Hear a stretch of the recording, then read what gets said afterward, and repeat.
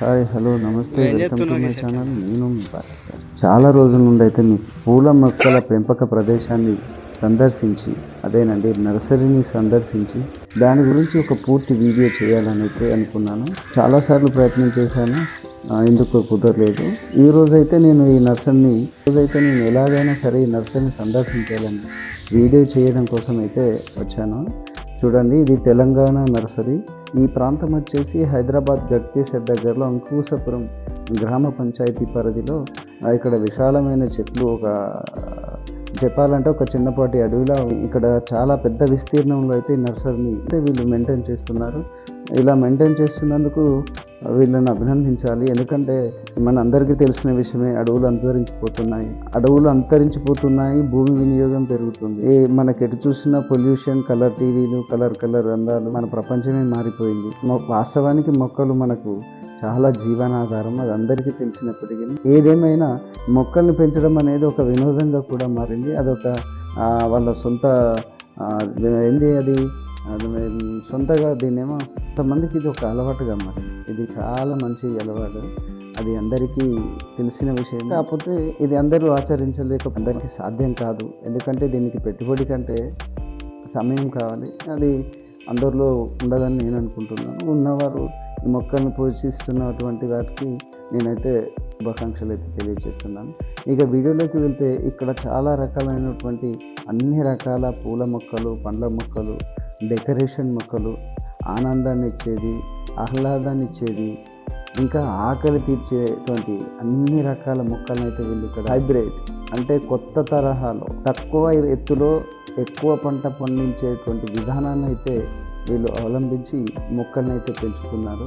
మీకు వారితో మాట్లాడించి మొక్కలు ఎలా పెంచుతున్నారు, ఎలా అంటుకడుతున్నారు, ఈ బ్రీడింగ్ ఎలా చేస్తున్నారు అనేది పూర్తిగా తెలియచేసే అవకాశం ఉంటే బాగుండేది. నాకు ఈసారి అయితే కుదరలేదు. మీ ఆదరణను బట్టి నేను అది త్వరలో వీడియో అయితే చేస్తాను. ఇక వీడియోలోకి వెళ్దాము. చూడండి, ఇక్కడ అన్ని రకాలటువంటి మొక్కలు అయితే ఉన్నాయి. పూల మొక్కలు, పండ్ల మొక్కలు చాలామంది అయితే ఇక్కడికి మనం చూస్తూ ఉంటాం. ఒక హైదరాబాద్లో అనే కాదు, వరంగల్ ఎక్కడ చూసినా హైవేల మీద కొత్త ప్లేస్ అవుతున్నది. మనం వెళ్తుంటే రోడ్డుకి పక్కన ఎక్కడైనా సరే కొంత ప్లేస్ ఉంటే దాంతో ఫినిషింగ్ చేసి మొక్కలను అయితే తెచ్చిపెట్టి అన్ని రకాల కొబ్బరి, అన్ని రకాల మొక్కలు అయితే అమ్ముతున్నారు. మనం తీసుకెళ్ళి ఇందులో పెంచుకుంటున్నాము.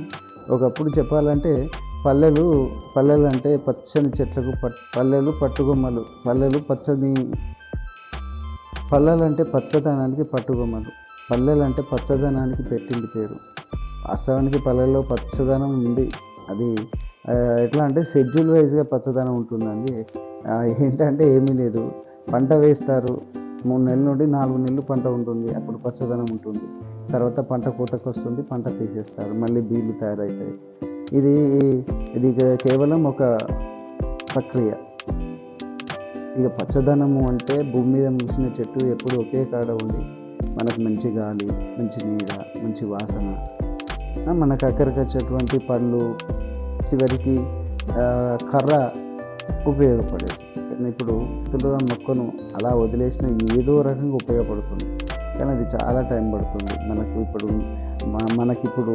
రెడీమేడ్ కావాలండి. ఇవాళ పెడితే 6 నెలలకు, సంవత్సరానికి దాని ఫలం కావాలి.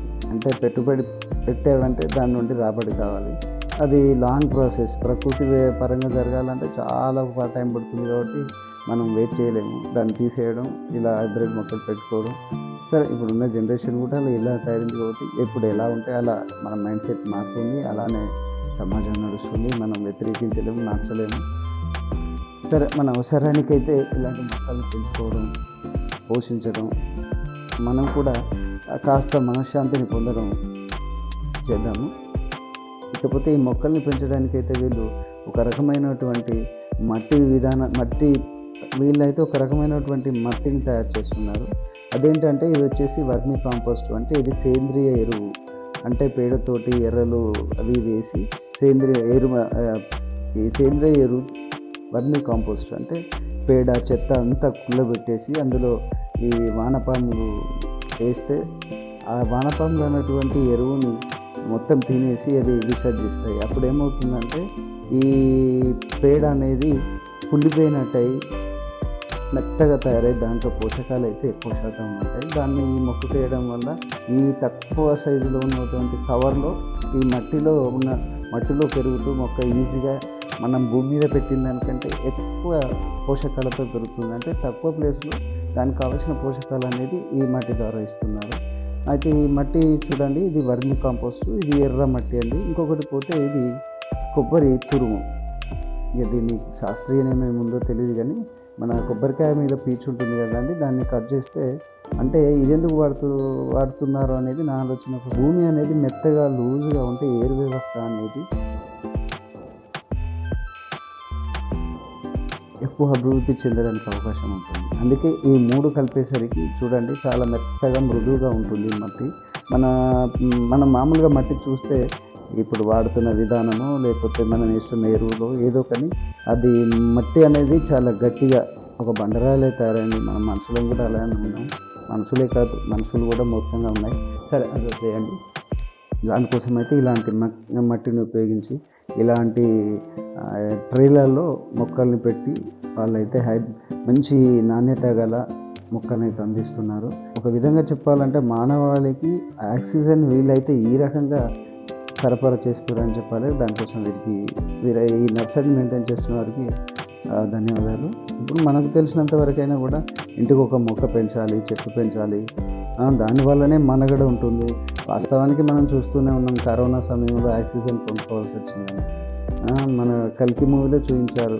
ఫర్దర్గా రానున్న కాలంలో ఆక్సిజన్ ట్యాంకులు కొనుక్కొని మూతికి తగిలించుకొని తిరగడం అది జరుగుతుందేమో. ఇప్పటి వరకు ఆలోచించినవి వస్తాయని ఎక్స్పెక్ట్ చేసినవన్నీ జరుగుతూనే ఉన్నాయి.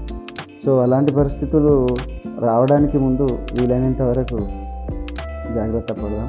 సో ఇక విషయానికి వెళ్తే, ఈ మొక్కలను చూసి మన ఇంటి ముందు డెకరేట్గా అంటే అలంకారంగా పెరిగే మొక్కల నుండి మన ఆకలిని తీర్చే మొక్కల వరకు మనకు అన్ని రకాల మన సుఖం కోసం ఈ మొక్కలు అయితే ఇక్కడ పెంచబడుతున్నాయి. వీటిని మనం ఎంతో కొంత డబ్బు చెల్లించి తీసుకెళ్ళి ఎంత చిన్న ప్లేస్లో ఉన్నా అక్కడ పెట్టుకొని వాటిని మనం కాస్త సాకినట్టయితే మనము వాటిని కొంచెం టైం కేటాయించి నీళ్ళు పోసి కొంచెం ఎరివేసినాం అనుకోండి, ఏదో రకంగా తనైతే మనం పెట్టిన పెట్టుబడి రుణం అయితే తీర్చుకుంటుంది. సో వీలైనంత వరకు ఖాళీ స్థానాన్ని వృధా ఉంచకుండా చిన్న చిన్న మొక్కలు పెంచి ఆరోగ్యాన్ని కాపాడుకుంటూ ఆకలి తీర్చుకుంటూ ఉంటే అది ఒక మంచి పని అవుతుంది. మనకు ఒక క్రమశిక్షణ అనేది కూడా ఏర్పడుతుందని నేను ఆశిస్తున్నాను. అది మీ వ్యక్తిగతం. ఎవరు వినాలనేది ఇక్కడ రూల్ లేదు. కానీ ఎవరికి వారు ఒక నిర్ణయం తీసుకుంటే తప్పకుండా ఎవరికి వారు ఎన్నో టెక్నాలజీ వచ్చాయి. వాటిని యూజ్ చేస్తూ కొత్త రకాలైనటువంటి మొక్కలు అంటే మనం ఇప్పటి వరకు మనకి ఈ భూమి మీద మనం ఉంటున్న వాతావరణంలో పెంచలేని మొక్కల్ని కూడా క్రాసింగ్ చేసి ఆ మొక్కల్ని ఇక్కడ ఉత్పత్తి చేసి మనకు అమ్ముతున్నారు. మనం చూస్తూనే ఉన్నాం చాలా వీడియోస్లో. హిమాచల్ ప్రదేశ్లో మంచి ప్రదేశంలో పండేటువంటి యాపిల్స్ కూడా మన ప్రాంతంలో పండిస్తున్నారు. యాపిల్స్, యాలక్కాయలు, సుగంధం ఇలాంటి చెట్లు అన్నీ ప్రతిదీ ఇక్కడ దొరుకుతున్నాయి. పూర్తి వీడియో అయితే నేను తప్పకుండా చేస్తాను. మళ్ళీ ఒక్కసారి మీ అందరికీ ఒక చిన్న విన్నపం, ఈ వీడియోను నచ్చితే తప్పకుండా లైక్ చేసి షేర్ చేసి మన బంధుమిత్రులతో ఒకసారి పంచుకుంటారని ఆశిస్తున్నాను. ఒకవేళ మీరు నచ్చకపోతే ఫస్ట్ మీకు నచ్చితే లైక్ కొట్టండి, నచ్చకపోతే నచ్చలేదని డిస్లైక్ కొట్టండి. ఒక్క నిమిషం ఆగి ఆ కామెంట్ బాక్స్లో రాయండి ఎందుకు నచ్చలేదు. దానివల్ల మీకు పోయేదేం లేదు. కానీ నాలా ఆలోచించేవాడికి మీకేదో కొత్తగా చూపించాలి, నేనేదో సంపాదిస్తున్నా అన్న దానికంటే ఏదో చేయాలని ఒక చిన్న మైండ్ సెట్తో ఉన్నాను. దానికి మీరు తప్పకుండా సహకరిస్తారని ఆశిస్తున్నాను. మైండ్ సెట్తో ఉన్నాను. మీరు ఆదరిస్తారని ఆశిస్తున్నాను. అందుకు మీకు కృతజ్ఞతలు.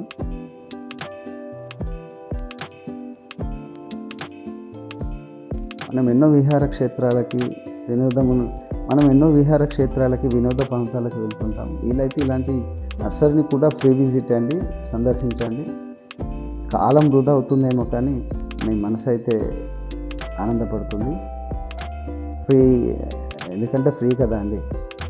నర్సరీ విజిట్ చేయడానికి వస్తే ఫీజు అయితే ఏమవుతుంది. నచ్చితే మొక్క కొనుక్కోవచ్చు, లేదంటే చూసి వెళ్ళిపోవచ్చు. సో ఇదండి ఈ వీడియోలో పూర్తి విషయం. ఇలాంటి మరిన్ని వీడియోలు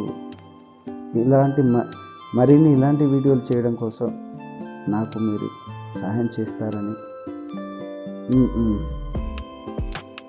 మరిన్ని వీడియోలు నేను చేయడానికి మీ సహాయాన్ని ఇలాంటి వీడియోలు చేయడం కోసం నేను ఒక బాటసారిలా ప్రతిదీ చూసినట్టుగా నేను ఒక బాటసారిలా మనకు కావాల్సిన ప్రతి విషయాన్ని తెలుసుకొని మీకు తెలిసేలా చేయడమే నా ఉద్దేశంగా ఈ ఛానల్ అయితే ప్రారంభించాను. ఇప్పటి వరకు అయితే అదైతే ఇప్పుడు ఎక్కడ సంపూర్ణంగా చేయలేదు, మీ నుండి నేను ఆశించలేదు. నా జర్నీ ఇక మీదట ఇలానే స్టార్ట్ చేయాలనుకుంటున్నాను. దానికి మీ పూర్తి మద్దతు, సహాయం, మీ అభిప్రాయాన్ని కోరుకుంటున్నాను. ఈ వీడియోని ఇంతవరకు ఓపికగా చూస్తున్న మీరందరికీ ధన్యవాదాలు. మళ్ళీ కలుద్దాం. మీ టాటా సార్. Thank you.